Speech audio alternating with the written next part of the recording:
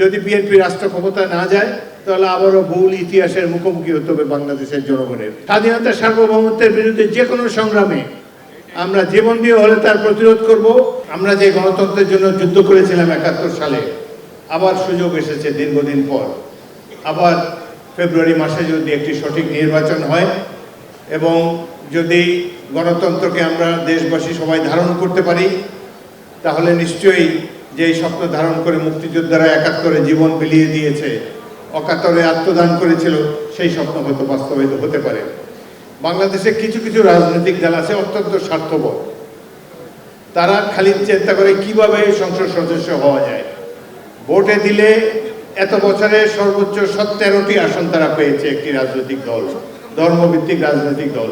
১৩ আসন যাদের পুঁজি, তারা এখন ক্ষমতা যাওয়ার স্বপ্ন দেখছে।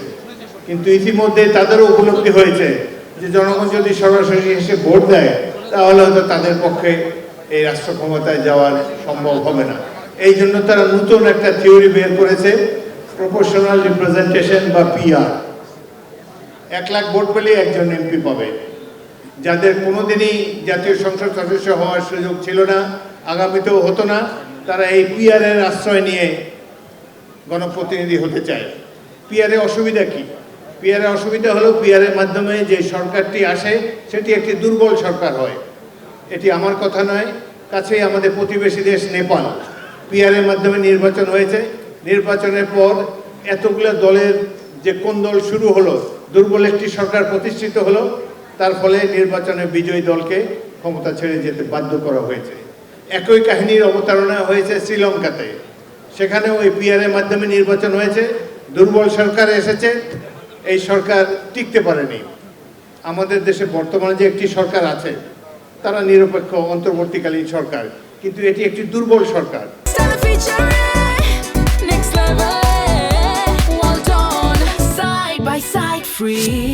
তারা প্রথম থেকেই জনগণের যে আশা আকাঙ্ক্ষার দিকে ততটা, প্রফেসর ইউনূস সাহেব ভালো মানুষ, কিন্তু জনগণের আশা আকাঙ্ক্ষার সাথে তো তাদের পরিচিতি নাই।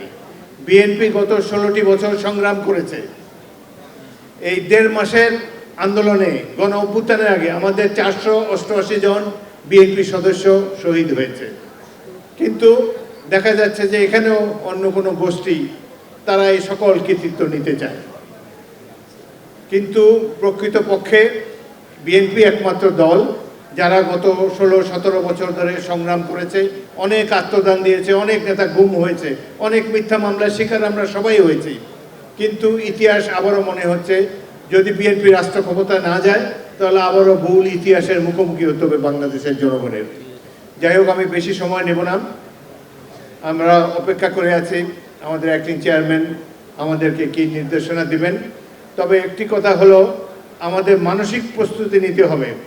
হাদি নামে যে এক যুবককে হত্যা করার চেষ্টা করা হয়েছিল, আগামীতে আওয়ামী লীগ যে রাষ্ট্রে তারা আশ্রিত, তাদের বুদ্ধিশুদ্ধি নিয়ে, তাদের পরামর্শ নিয়ে এই সন্ত্রাসী দল আওয়ামী লীগ বাংলাদেশে আরও অনেক সন্ত্রাস, অনেক হত্যাকাণ্ড চালাবার চেষ্টা করবে। এদেরকে প্রতিরোধ করার জন্য একমাত্র শক্তি রয়েছে বাংলাদেশ জাতীয়তাবাদী দল বিএনপি। আপনারা প্রস্তুত থাকুন, আমরা মানসিক প্রস্তুতি নেই। স্বাধীনতা সার্বভৌমত্বের বিরুদ্ধে যে কোনো সংগ্রামে আমরা জীবন দিয়ে হলে তার প্রতিরোধ করব। এই ধরনের দুর্বৃত্তদেরকে উচিত শিক্ষা দেব। আপনাদের সবাইকে অসংখ্য ধন্যবাদ। বাংলাদেশ জিন্দাবাদ, শহীদ অমর হোক।